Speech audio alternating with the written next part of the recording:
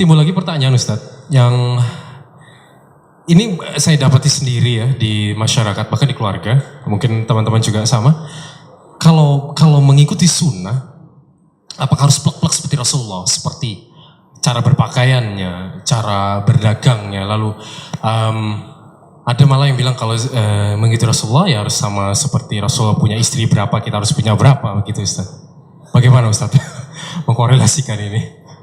Iya, terima kasih jazakallahu khair atas pertanyaannya. Jadi tadi kita bilang kan bahwa mengikuti sunnah Rasul Sallallahu Alaihi Wasallam, dan sunnah adalah konsep, sunnah adalah metode, sunnah adalah jalan.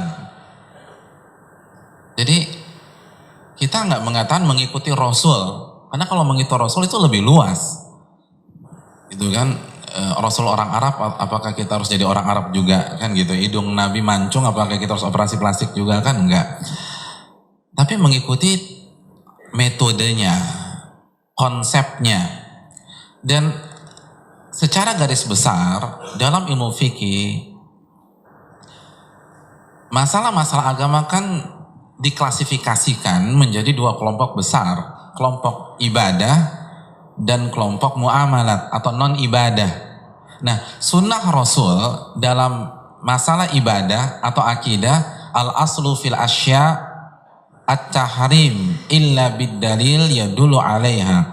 Hukum asal ibadah itu haram sampai ada dalil yang mencontohkan, sampai ada dalil yang memerintahkan, sampai ada dalil yang mensyariatkan.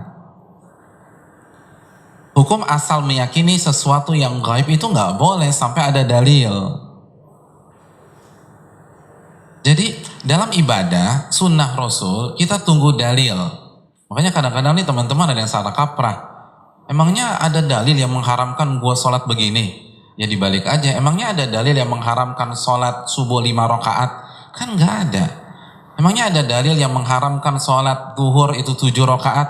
Tidak ada. Karena dalam ibadah konsepnya bukan cari dalil yang mengharamkan, tapi mencari dalil yang mensyariatkan. Kalau tidak ada yang mensyariatkan, kalau tidak ada perintah, kalau tidak ada arahan dari baginda Rasul, maka otomatis tertolak. Makanya Nabi mengatakan, man amila amalan laisa alaihi amruna fahuwa rad.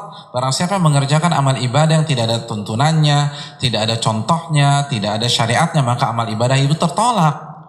Jadi kita tunggu perintah, tunggu arahan dari Rasulullah SAW. Tapi kalau di bab non ibadah atau muamalat, maka bebas, karena kaidahnya 180 derajat terbalik. Al aslu fi al asya ibahah. Hukum asal segala sesuatu yang non ibadah itu boleh sampai ada dalil yang mengharamkan. Jadi kadang-kadang kan kalau kita nasihatin begini dijawab sama dia, ya udah kalau lo mau haji naik onta aja, kan di zaman Nabi belum ada Boeing, belum ada Airbus. Lo ini keliru mas.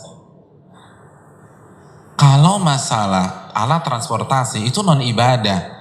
Non ibadah boleh bebas sampai ada dalil yang mengharamkan. Silakan berkreasi, silakan berinovasi di bab non ibadah. Dan itulah konsep tuntunan Nabi kita Shallallahu Alaihi Wasallam. Jadi harus kita bedakan mana akidah ibadah dan mana non ibadah. Ini yang perlu kita camkan bersama-sama. Wallahu ta'ala alam bisawab. Mungkin itu Fan.